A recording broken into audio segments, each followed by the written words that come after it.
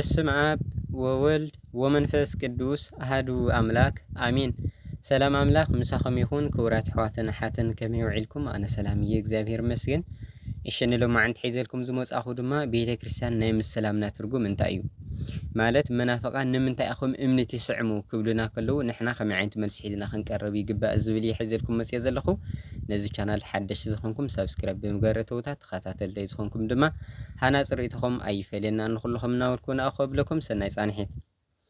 ንምንታይ ኢኹም እምነት ይስዕሙ ዝብሉ መናፍቃን ውሕዳት ኣይኮኑን። ንሕና ሓጹር በርን ህንፃ ቤተ ክርስቲያንን እንሳለመሉ ምኽንያት ከምዚ ኢልና ክንነግሮም ይግባእ። ቀዳማይ ንኽንቅደስ ኢና ንሳለም። ቤተ ክርስቲያን ምሕደሪት እግዚአብሔር መካነ ጸሎት መናኸርያ ቅዱሳን እያ። ብፍላይ ድማ ቤተ ክርስቲያን እንትምረቕ ብቅዱስ ቅብኣት ብቅዱስ ሜሮን ስለ ዝቕባእ እቲ ዙርያን ውሽጥን ቤተ ክርስቲያን ኩሉ ዝተባረኸን ዝተቀደሰን እዩ። ንሙሴ እውን ነቲ ቤተ መቅደስ ዙርይኡ ብሜሮን ንኽቀብኦን ቅዱስ ከም ዝኾነን ነጊርዎ ነይሩ። ዘይተቀብኣት ወሲድካ ነቲ መሕደርን ኣብኡ ንዘሎ ኩሉን ቅባእ ንኡን ንኹሉ ኣቑሕን ቀድሶሞ ቅዱስ ይኸውን። ዘጸአት ምዕራፍ 40 ቁጽሪ 9።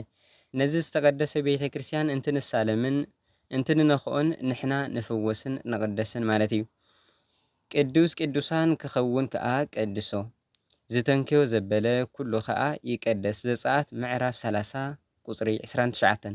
ካልኣይ ንምስክርነት ኣብ ዓበይቲ ሆቴላትን ሆስፒታላትን ቤተ መንግስትን ዘይንገብሮ ኣብ ሓንቲ ንእሽተን ቤተ ክርስቲያን በፂሕና ግና ወዲቕናን ኣማዓቲብናን እንሳለመሉ ምኽንያት ቤተ ክርስቲያን ናይ እግዚአብሔር ምሕረትን መድረኽን ናይ ስግኡ ደሙን ምሕደሪት ሰማያዊት መንግስቲ ምዃና ንምምስካርን ንምምሃርን እዩ። እዛ ቤት እዚኣ ኣምላኽ ቃል ዝኣተወላን ዝባረኻን እያ። ነዛ ቤት እዚኣ ሰመይ ንዘለዓለም ኣብኣ ክኸውን ኣዒንተይን ልበይን ድማ ኩሉ ግዜ ኣብኣ ክኾና ሓርየያን ቀዲሰያን ኣለኹ። ካልኣይ ዜና ምዕራፍ 7 ቁጽሪ 16። ቅዱስ ዳዊት ድማ ኣብቲ ምሕደሪ ኣምላኽ ከም ንሰግድ የምህረና፣ ናብ ምሕደሪኡ ንእቶ ኣብ መርገጽ እግሩ ድማ ንሰግድ። መዝሙር ቅዱስ ዳዊት ምዕራፍ 131 ቁጽሪ 7። ሰላም ለኪ ቅድስት ቤተ ክርስቲያን ማህደረ መለኮት ኣምሳለ ኢየሩሳሌም ሰማያዊት።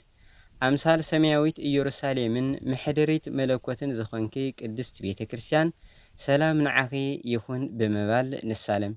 ወስብሃት ለእግዚአብሔር ልዑል ወለወላዲቱ ድንግል ወለመስቀሉ ክቡር አሜን።